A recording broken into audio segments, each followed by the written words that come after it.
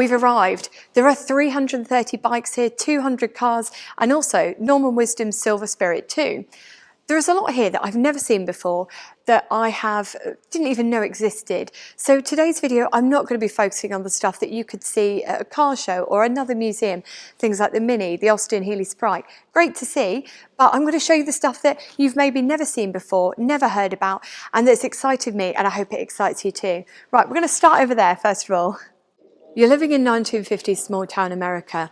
So what do you do when you need both an ambulance and a hearse? Well, you of course go for a 1956 Cadillac Meteor. And it's worth saying that while we talk about the Meteor naming, this was the last year, I think 1956, of the Meteor being standalone. After that, it merged with A.J. Miller and became Miller Meteor. Now this is a very interesting vehicle, being an ambulance and a hearse, and it's not something that somebody's cobbled together either, because it's actually built for purpose, so it must have been quite a common thing at the time. Because in the back, when we look through the window, you'll see there's almost like a table/plate thing in the floor, and what it is for when it's an ambulance, it's smooth so that you can slide the bed in, or the stretcher, and then on the other side it's got little wheels so that if you're a funeral director or working for the funeral parlour, you can slide the casket in and it comes on the wheels. So it's essentially a well-built multi-purpose vehicle. You'll also notice that it's three colours, and the reason that it's three colours is it was a manufacturer's thing to add more beauty into work, essentially, I think was the quote. And the idea is that the more colours you got on the vehicle, the more beautiful it would be. You'll also notice running down is you've got this large chrome strip, and the reason for that is they wanted to essentially elongate the look of the vehicle. I didn't even know until today that these existed or that this was even a thing, and I've loved seeing as we come down this row of American vehicles, learning about all the different uses for Cadillacs and how Americans use their cars so very differently to us, and all the information that's provided is so eloquently put it together. And I tell you what, there is so much reading to do when we get home.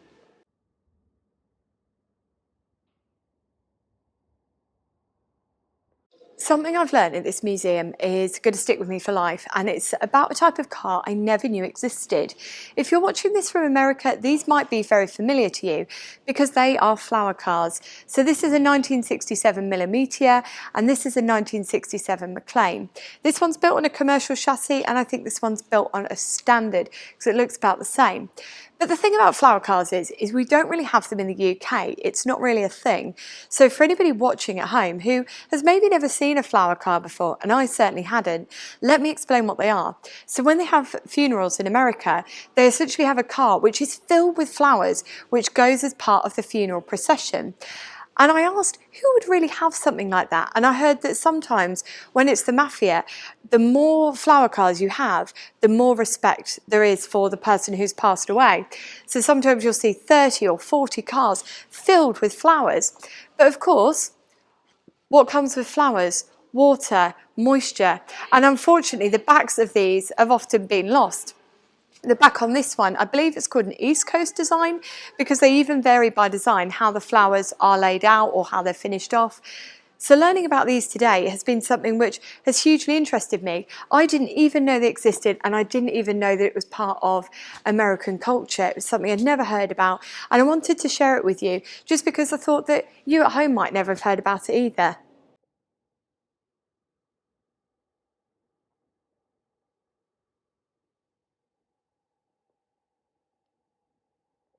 The 1948 Earls Court Motor Show was probably one of the most exciting that ever happened.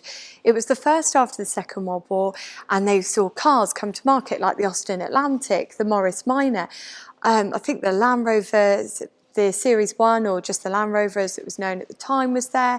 1948 was also the year that the Citroen 2CV came out. It was a booming year. But also at that show was a very special car. This isn't a replica, this exact Sunbeam Talbert 90. Now I'm a bit of a sucker for some history, and I'm also a sucker for getting up close and personal with cars. So for me, this is an incredible bit of kit. And in fact, you can raise it up on 4 axle stands, and if you attach a power source, you can actually get everything working as you would see it. And the idea is that they took it down there so that people could see how the cars worked, how it all came together. And as you can see, it doesn't doesn't just show you the inner workings of an engine, which would be interesting enough, and it doesn't just show you the drivetrain, it shows you everything. It's got the seating, it's got the gearbox, it's even got the boot lid, so it's cut away so that you can see all the tools and implements. But how has it managed to survive this long? Because of course, realistically, most companies would have seen this as a bit of promotional material and then perhaps discarded it. But what they did was they then, I think it went over to the Staffordshire Police training team, and they used to use it to train people up or future candidates into how everything worked. But of course, technology moves on and time moves on.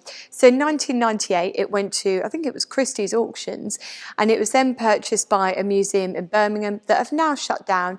And then the museum here acquired it, and now it's on display. I honestly didn't know that this still existed. I'd seen pictures of it, but I didn't know it was still about. And I cannot believe it's here. So to come down here and see this and see all the inner workings, because the greatest thing about this museum for me is that there are no barriers around anything. There's a level of trust given to visitors. You can even pick up the placards and move them so you can get great photos. So you can get so close, you can get right up inside here, look at everything, get close-up pictures. I don't think there's anywhere else really where you can get around it and get up close and personal like this.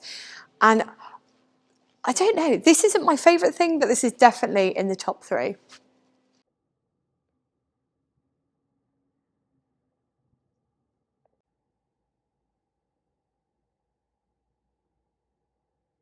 What on earth is this? Well, I asked the same question of Darren, the museum founder, when I came in, and he said to me, Steph, I was looking for a Japanese Hertz because I knew that they were interesting.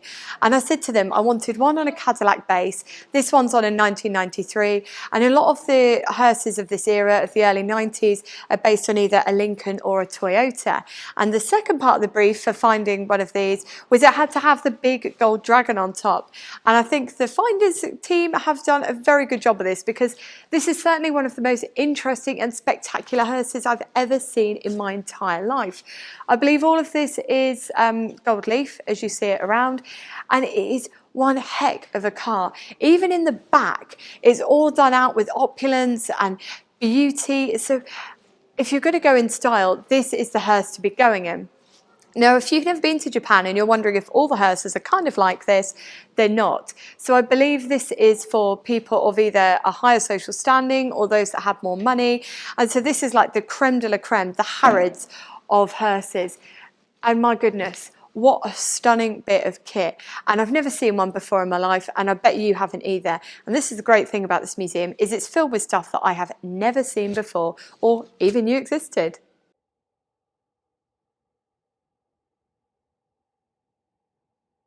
I know, this one's bonkers too. But if you're wondering what this is a coach-built it's called a kindergarten bus over there. I guess we would call it a primary school bus or a school bus, and it's built on a 4th generation Mitsubishi Fuso Rosa. And what Mitsubishi did until 2003 was they had these little mini buses that they would build, and they would be built for kindergarten children, so all the seating inside was standard. Now the outside of this is being coach built. The really interesting thing about this is, apparently, because we've not been able to test drive it, is when you put the left indicator on, or you put the reverse, or you put it into reverse, this loud Japanese voice comes on and announces to everybody in Japanese what you're doing. Now I asked Darren what it was like to drive, because with this being on a bus license, this isn't something we could take out. And he said the weirdest thing is when you drive it, it feels entirely like a normal minibus. He said, and then you catch yourself looking in the rearview mirror and you realise that you're actually driving a giant train. Now, if you looked through the window, you might have caught a glimpse that the seats are really small. So follow me, because I'm going to show you inside as well. So come on round. Now, we have got special permission to do this. So if you are coming to the museum and you do want to see inside any of the exhibits, just check with the team before you come in. But if you come in here, so if you come on in, you'll see that the seats aren't actually a standard size. They're actually tiny, and they're covered in this really cute little fabric. It's such an adorable little setup, and even the driver's seat as well is covered in the same fabric. Oh, I love this. This is brilliant. I'm having such a good time today. I've learned so much and I've seen so many interesting things. Now I'm going to shut this up and I'll show you what else we've got here.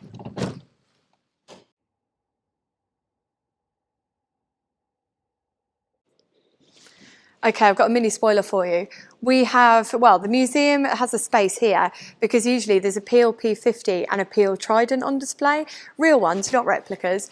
And they are currently in the back workshop because we're taking those for a drive later. But first of all, I wanted to show you this because we couldn't come to an Isle of Man motor museum without talking about the Peel Engineering Company.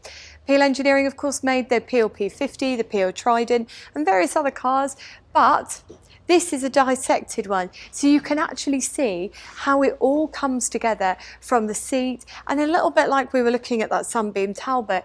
I love how it's all dissected so that you at home can picture and fully see how it all comes together. But this one's not in one piece. The one in one piece is at the back, and I am dying to get my hands on it, but we are going to show you that in a future video, so don't worry. Let's go and see what else we've got.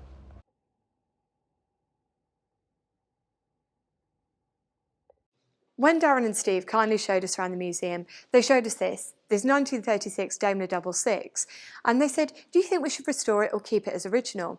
Now, I'm a firm believer that if something's already gone into the museum and it's kind of as it is, just keep it as original because it's only original once. And I said, it's really weird because it's got a stretcher in the back. Is that for a reason? Because it's been coach built.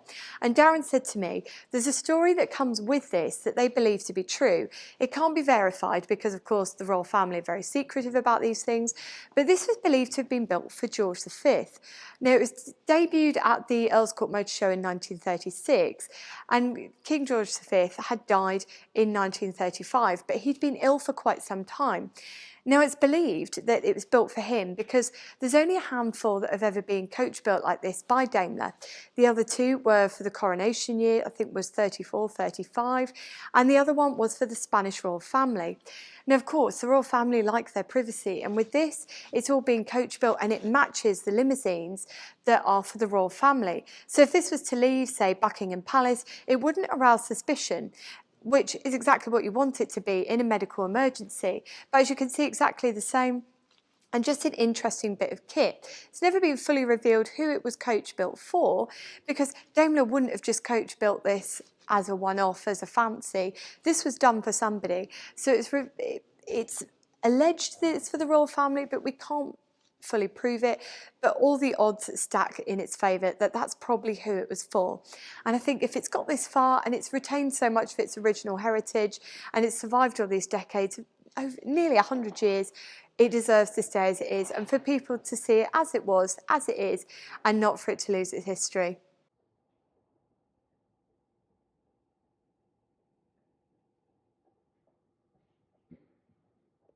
Walking around the museum today, it's been so hard to pick a favourite because we've seen the Japanese school bus. I never expected to see that here. We've learnt about the flower cars. Didn't really know anything about them until today. I've learnt so much about those. And Darren, who is director and heads up the museum, gave us a personal tour, and we have learned so much. But for me, the car that stood out and that I've fallen in love with, and is my favourite car in the museum, is this Dodge Femme. Now, the Dodge Femme is a car which came at a very interesting time for Chrysler, because as they came into the 1950s, they realised that women weren't just bystanders when it came to buying the family car or buying a car. They were going out and making key purchasing decisions, not only for the family, but for themselves as well.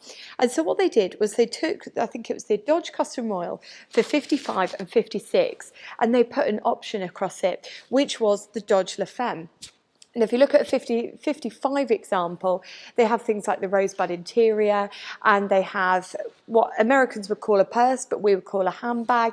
And it came with bits and pieces. I think it came with a cigarette case, a cigarette lighter, a vanity compact with a powder, and I think it came with a lipstick as well, and that fitted into the back of the seat. But by 56, which is the model we're looking at here today, and I feel so privileged to be looking at, because I think there's only 20 examples that still exist. You'll notice a few key differences. So I know that the interior is slightly different because the rosebud material that they'd used on the early 55 cars was very hard to replicate, and I think it was quite a hard material to work with. And if you look in the back of the seats as well, they'd had a compartment so that in the 55 ones where you got the handbag or the purse, that slotted in the back of the seats, whereas by this point you get kind of the same pockets mirrored back on the passenger side and the driver's side.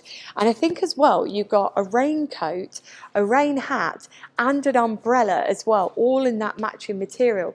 So for me, it's such an interesting car, because even now looking at it, it's very aesthetically pleasing in its colours, which again were chosen to be quite feminine. But it's the bits and pieces that come with it as well.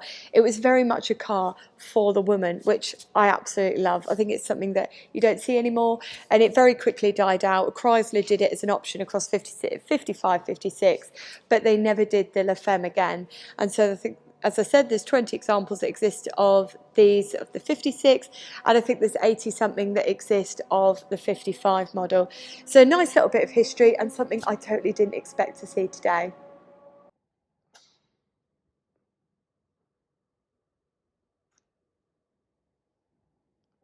If you're coming to the museum, don't miss this tiny offshoot room, because in small parcels come great things. And inside here, you've got a row of microcars. There's some of the ones that you'd expect, things like the Isetta, the Messerschmitt, and you think, yeah, they're great. But actually there were two that caught my eye that I wasn't expecting to see. Number one was this Zagato Zelle, and when I think of Zagato, I think of names like Aston Martin, Bentley. I'm not thinking of a tiny micro car. But the car for me that really stood out and that I really liked and I immediately bonded with was this Sebring Vanguard city car. Now I've got a very interesting fact to you about these. This was North America's most successful electric car until the release of the Tesla. Sebring Vanguard were a Florida-based company, and as a result of the petrol crisis coming into the 70s, they decided to explore what an electric car could do. So they made these, I think, from 74 to 79, and it's about 95 inches long if you're trying to think how big it is at home. And the thing that really held this back was the thing that I think has held back a lot of electric cars as they've come through development was the battery life and the range, and also how long it took to charge as well. So yeah, just over 4,000 of these were made. Not something I've ever seen before, and certainly not something I expected to see today. And that's the great thing about this museum, is it's just packed full of stuff that I've never seen before, that I've learned about whilst I've been here, and that I'm going to take some notes and go away and do some more reading on. So let's go and see what else we've got. We start here with a bit of a history lesson. In 1952, the late Queen Elizabeth II's father died, and with that she became Queen of Great Britain and the Commonwealth. And as part of that, what they then did from November 1953 going into 1954, she went on a massive Commonwealth tour, and she went around all the countries that were within that Commonwealth group at the time, and one of those countries was Australia. If you watch The Crown, they covered a lot of this on that, and within that tour she hit Australia. And this particular Humber Super Snipe is one of the cars that she toured Australia in. Now I know that there were different parts of Australia that she went round, so there were different cars used, but this was one of them. Now the museum founder bought this car, I think it was on eBay, and he took a bit of a gamble on it and he had it shipped back. Now Australia caught wind of this whilst it was leaving Australia, and it created a bit of a furore. But can you believe it? This particular car that was used is now here with us today in the museum. So it feels like, again, it's such a culturally significant piece of automotive history, and to have it here, and you know, there's no barriers around it. You can get up close personal, you can lean in, you can have a look. For me, this is one of the jewels of the museum crown. Absolutely love it. Now, none of these videos would be possible without Fred, because he holds the camera, he helps carry all the kit around. So actually in today's video, we're doing something slightly different, and you'll have to tell me if you enjoy it or not. We're going to flip the camera around now, and Fred's going to introduce Fred's favourite and tell us his favourite car in the museum and why he's picked it. Hi, I'm Fred, and my pick of the museum is the Dodge Viper SRT10 Roadster.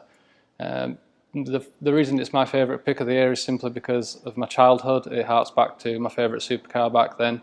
My granddad at the age of 8 years old bought me a model, and it's the first model that I ever built myself. And I believe the director did exactly the same thing. He's got his model here in the museum.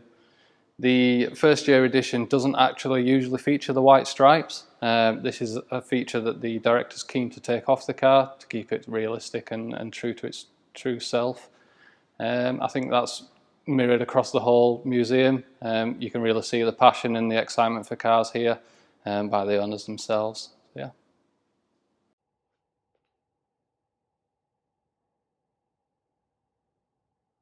Well, that's it from us today at the museum. We're entering under these incredible TT signs. These are originals from the route, and this map here of the drive, that was made by the team in the workshop during lockdown, which funnily enough, we should mention the workshop because that's where we're off next. Because this isn't where we say goodbye to the museum, because we've got 3 or 4 cars that have been pulled out of the exhibition for us to test drive. You know, 2 of them are Peels, but I'm not going to give the game away on the rest of it. So finally, I just want to say a massive thank you to both Darren and Steve. They've made us feel so welcome at the museum. They've shown us around. They've given us an incredible tour, and my head is just filled with so much knowledge about cars that until this trip, I didn't even know existed. If you're visiting yourself, I just want to let you know the site is wheelchair accessible. You can get around everything in a wheelchair or with a double buggy, and everything's flat and well laid out. There's great toilets as well, and there's a cafe not too far away, and there's plenty of free parking. It's a really great day out. I would thoroughly recommend it. We've enjoyed it. Whether you're a car person or a bike person, there's something for you here. In full honesty, I haven't really looked at the bikes. There's 330 of them here, but for me the big attraction was the cars. I've spent so far about 5-6 hours here looking around all the cars, reading about stuff, looking up as I go round. I probably could have spent much longer here if I didn't have a time limit. Book yourself a full day to fully appreciate everything that's on display here. Now we're off through that white door into the workshop, so until next time when we're looking at something, I think it's going to be one of these cars from this museum. Take care and drive safely.